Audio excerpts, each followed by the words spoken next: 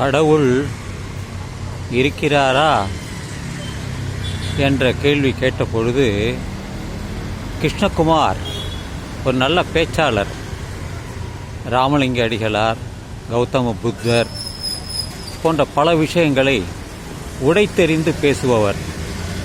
அவருடைய காணொளிகளை நான் அதிகமாக காதால் கேட்டுள்ளேன், ரசித்துள்ளேன். அவரை பற்றி என்னுடைய யூடியூப் சேனல் சிதம்பரம் கொள்ளிடம் அதிலும் நான் பதிவிட்டுள்ளேன். அவரிடம் கேட்டபொழுது புத்தர் இருக்கிறாரா, அவர் கடவுளா என்று கேட்டபொழுது கடவுள் இல்லை என்று சொன்னவர் கௌதம புத்தர். அவரையே கடவுளாக மாற்றிவிட்டார்கள் என்றுதான் கிருஷ்ணகுமார் அவர்கள் சொன்னார்கள். இது போன்ற பல கேள்வி பலர் மனதில் இருக்கிறது.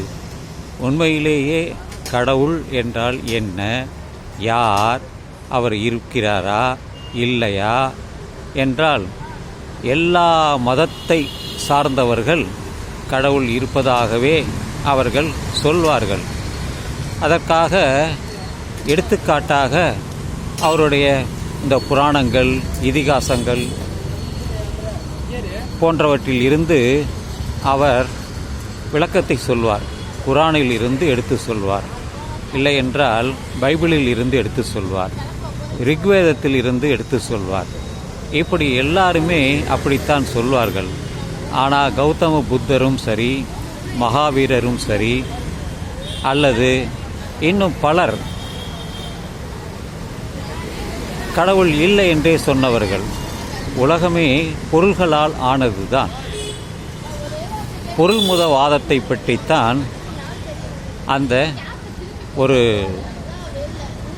பெரிய விஞ்ஞானி என்றால் அவர் வேத காலத்தில் வாழ்ந்த ஒரு முனிவர். அவர் சொல்வார், உலகமே பொருள்களால் ஆனதுதான், கடவுள் என்றெல்லாம் இல்லை. வேதத்தை மறுத்தவர் பிரகஸ்பதி என்பவர்தான். அவர் எழுதப்பட்ட அனைத்துமே லோகாயுதம் என்று பெயர்.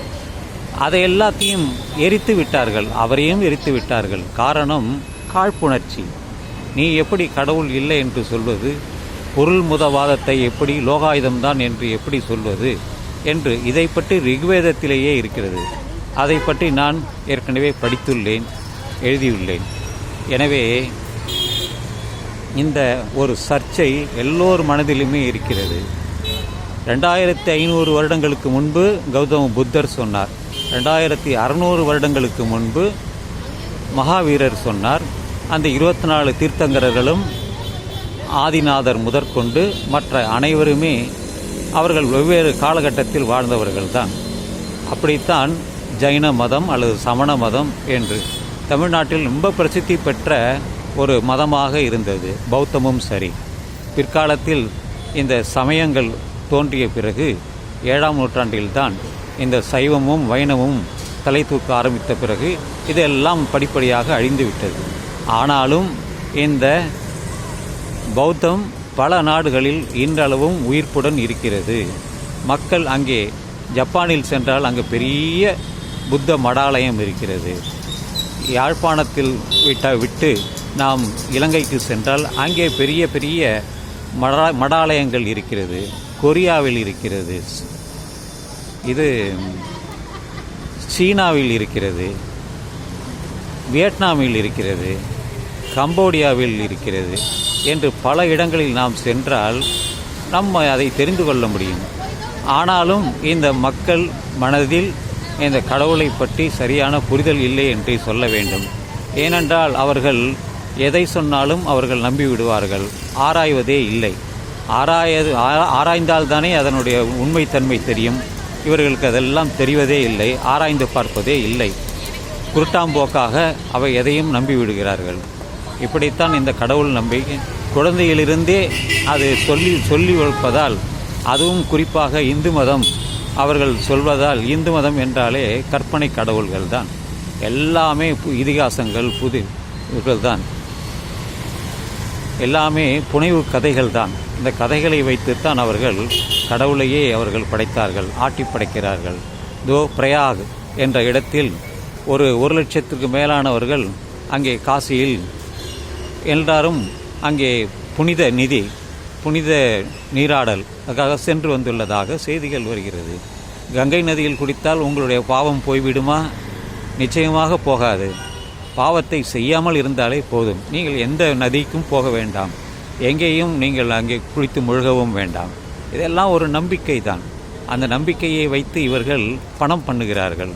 இங்கிருந்து கன்னியாகுமரியிலிருந்து காசிக்கு செல்கிறார்கள், பிரயாகராஜுக்கு செல்கிறார்கள், திரிவேணி சங்கத்தம் சென்று வருகிறார்கள். இப்படியெல்லாம் அவர்கள் சென்றுவதற்கான காரணம் அவர்கள் மனதிலே இருக்கக்கூடிய அது நம்பிக்கையா, மூட நம்பிக்கையா, அல்லது அதற்கும் அப்பாற்பட்டதா என்று அவர்களே முடிவு செய்து கொள்ள வேண்டும். என்னை பொறுத்தவரையில் கடவுள் இல்லை. கௌதம புத்தர் மட்டுமல்ல, ஆராய்ச்சி மூலம் நான் அறிந்து கொள்வது அணுக்கள் தான். உலகத்தில் நம் உடலில் எத்தனையோ அணுக்கள் இருக்கிறது. உலகெங்கிலும் அணுக்கள் தான் இருக்கிறது. இந்த உலகமே அணுக்களால் ஆனது தான். அந்த அணுக்களை யாரும் உற்பத்தி செய்யவும் இல்லை, அழிக்கவும் இல்லை. மாறாகும். ஒரு இதிலிருந்து மற்றொரு இதற்கு மாறும். இப்போ நம்ம கெமிஸ்ட்ரி படித்ததால், விஞ்ஞானம் படித்ததால், அதுவும் வேதியியல் படித்ததால் என்னால் நிச்சயமாக அதை நிரூபிக்க முடியும். ஒரு வினை மாற்றத்தை நாம் இரண்டையும் சேர்ந்து விட்டால் செய்துவிடும். அப்படித்தான் நான் வேதியியல் படித்துள்ளேன். அதனாலே தான் எனக்கு இந்த கடவுள் இருப்பதாக இருக்கக்கூடிய நம்பிக்கை எனக்கு சுத்தமாகவே இல்லை. அதனால்தான் அடிக்கடி நான் கடவுள் இல்லை என்று பலரிடமும் கேள்வியும் கேட்பது உண்டு. கடவுள் இருக்கிறாரா, பார்த்திருக்கிறாயா, பேசுவாரா, உங்களுக்கு நன்மை செய்வாரா என்று. யாருமே அப்படி சொன்னதில்லை. அப்படி ஒரு நம்பிக்கை இருக்குது என்று சொல்வார்கள். அதுதான் உண்மை. கடவுள் இருப்பதாக எல்லோரும் நம்புகின்ற ஒரு நம்பிக்கை தான் அது. தவிர உண்மையிலேயே இருக்கிறாரா இல்லையா என்றால் என்னை பொறுத்தவரையில் இல்லை என்று. கடவுள் இல்லை இல்லை இல்லை பெரியார் சொல்வதும் அது தற்போது 19ஆம் நூற்றாண்டில். நான் சொல்வதெல்லாம் 2500 ஆண்டுகளுக்கு முன்பே, 5000 ஆண்டுகளுக்கு முன்பு இந்த உலகம் இருந்தது, மனிதர்கள் இருந்தார்கள், அவர்களுக்கு எந்த மதமுமே கிடையாது.